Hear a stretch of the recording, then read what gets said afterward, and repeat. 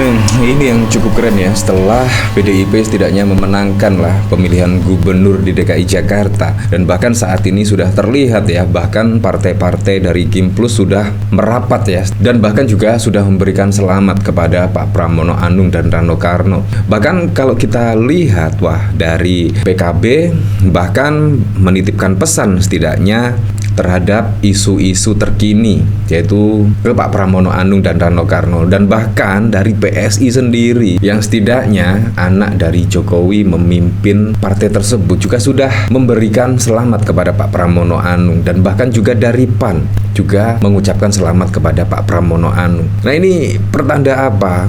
Ya, menurut saya pertanda Kim Plus menurut saya sudah terpecah-pecah ya kalau menurut saya, karena PDIP walaupun dikeroyok setidaknya oleh puluhan partai politik pada pilkada serentak kemarin, masih juga menunjukkan taringnya. Terbukti perolehan suara pada pilkada serentak juga tidak kaleng-kaleng ya, dan bahkan PDIP setidaknya berhasil mendominasi pada pilkada serentak 2024. Dan bahkan kalau kita lihat pemberitaan dari sini, PKB siap bantu bikin Jakarta menyala. Tip isu ini ke Pak Pramono Anung. Kalau kita lihat, PKB juga mendukung Ridwan Kamil Suswono, PAN juga mendukung Ridwan Kamil Suswono, PSI juga mendukung Ridwan Kamil Suswono, bahkan Golkar ya otomatis lah jelas mendukung Ridwan Kamil dan Suswono. Tetapi saat ini juga sudah mengucapkan selamat kepada Pak Pramono Anung. Bahkan dikomentari oleh Bang Nalar, sepertinya rekonsiliasi dengan Partai Kim Plus di Jakarta akan mulus dilakukan karena Pramono Anung punya kedekatan luar biasa dengan para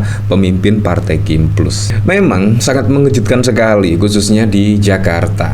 Bahkan digembar-gemborkan akan menggugat ke MK, dan bahkan narasi-narasi yang dibangun itu dua putaran dan lain sebagainya. Tetapi tiba-tiba di akhir pendaftaran gugatan di MK pun juga Ridwan Kamil dan Suswono, bahkan Dharma Pongrekun batal mengajukan gugatan di MK. Ini juga menjadi pertanyaan menurut saya. Ini manuver yang cukup luar biasa kalau menurut saya. Apalagi ditambah dari bocor alus Tempo, Pak Prabowo itu ingin 2 putaran, dan bahkan juga Pak Jokowi ingin 2 putaran. Tiba-tiba mandek di tengah jalan. Ini instruksi siapa kira-kira ya? Ini memang sangat mengejutkan dan menjadi tanda tanya besar. Wow, apakah ada maksud tersembunyi ya?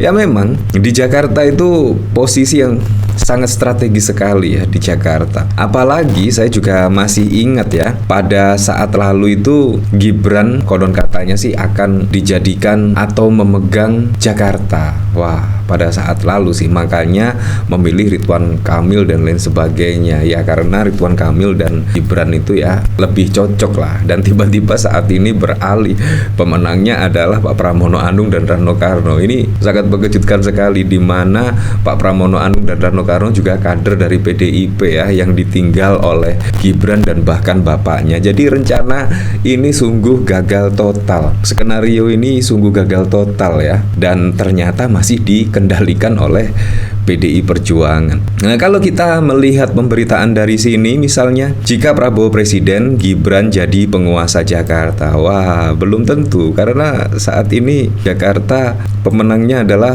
dari kader PDIP ya. Jika Prabowo jadi presiden, maka salah satu hal yang sudah pasti, ia bakal fokus melanjutkan pembangunan IKN. Sementara soal mantan ibu kota Jakarta yang bakal menjadi kawasan aglomerasi bersama wilayah sekitarnya Bogor, Depok, Tangerang, Bekasi, Cianjur akan menjadi urusan wakilnya Gibran Rakabuming Raka sesuai rancangan Undang-Undang Provinsi Daerah Khusus Jakarta RUU DKJ yang saat ini tengah digodok di DPR. Nah, bahkan sudah disahkan ya oleh Pak Prabowo Subianto ya. Pasal 1 RUU DKJ menjelaskan kawasan aglomerasi ialah beberapa kota dan kabupaten yang diintegrasikan tata kelolanya sebagai satu pusat pertumbuhan ekonomi nasional berskala global. Integrasi tersebut mencakup perkara pemerintahan, industri, perdagangan, transportasi terpadu, dan bidang-bidang strategis lainnya. Pasal 55 ayat 3 RUU DKJ berbunyi Dewan Kawasan Aglomerasi dipimpin oleh Wakil Presiden. Artinya menurut pakar otonomi daerah Prof. Dr. Johan, Wakil Presiden, bakal mengendalikan Jakarta lewat Dewan Kawasan Aglomerasi. Itu posisi baru Wapres sebagai pemimpin Dewan Kawasan Aglomerasi. Jadi bila Prabowo jadi presiden, maka Gibran yang pegang perekonomian nasional, sebab 17% pangsa perekonomian nasional itu di Jakarta, ujar Jo Hermansyah yang menjabat Dirjen Oda Kemendagri periode 2010-2013. Nah, ini menurut saya sudah di luar konsep, di luar dugaan ya.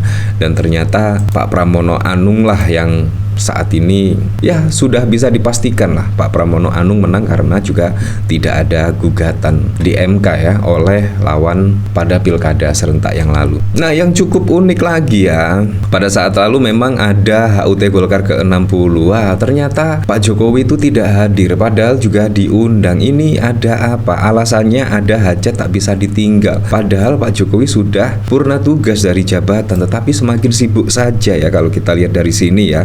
Sekretaris Jenderal Partai Golkar Samuji mengungkapkan alasan Presiden ke-7 tidak menghadiri puncak HUT Partai Golkar ke-60. Samuji menyebut Jokowi ada agenda yang tidak bisa ditinggalkan. Wow, ada agenda yang tidak bisa ditinggalkan.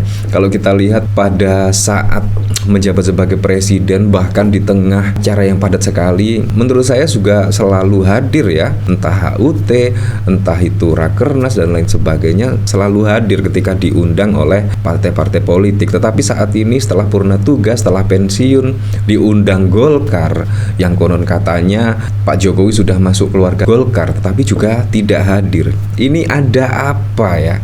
Apakah tidak mau setidaknya bertemu dengan Ibu Megawati? Kalau kita lihat Ibu Megawati juga diundang oleh Bahlil Lahadalia dan bahkan juga diwakilkan oleh Puan Maharani. Nah, pertanyaannya apakah tidak mau bertemu dengan Ibu Megawati dan Puan Maharani? Ini sangat bohong sekali. Diundang tetapi tidak datang dikarenakan ada hajatan dan lain sebagainya lah. Samuji meyakini jika tak ada agenda lain pasti hadir ke Partai Golkar. Ia menekankan hubungan Jokowi dan Partai Golkar yang sangat baik. Saya yakin seandainya beliau tidak ada keperluan yang sangat khusus, tidak ada hajat yang sangat penting, beliau akan hadir, tambahnya. Wow, pensiun saja juga mempunyai agenda yang penting. Nah, berarti saat ini Golkar sudah tidak penting lagi ya kemungkinan oleh Pak Jokowi ya.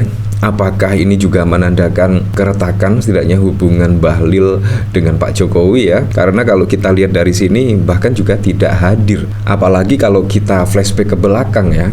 Pada saat lalu rame isu setidaknya Pak Jokowi dan juga Gibran akan masuk ke dalam struktur Partai Golkar. Tetapi juga sampai malam tidak diumumkan oleh Bahlil.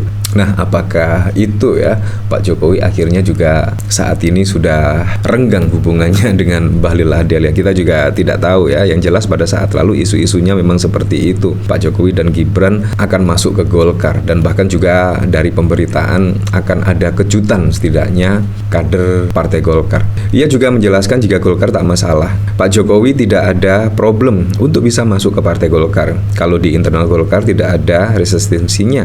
Kita konsekuensi sebagai partai yang terbuka tutur ya seperti itulah ya. Tapi memang kita kembalikan lagi ke masyarakat lah modelnya seperti apa. Tapi yang jelas saat ini koalisi Indonesia Maju Plus kayaknya sudah mulai retak ya ini ya.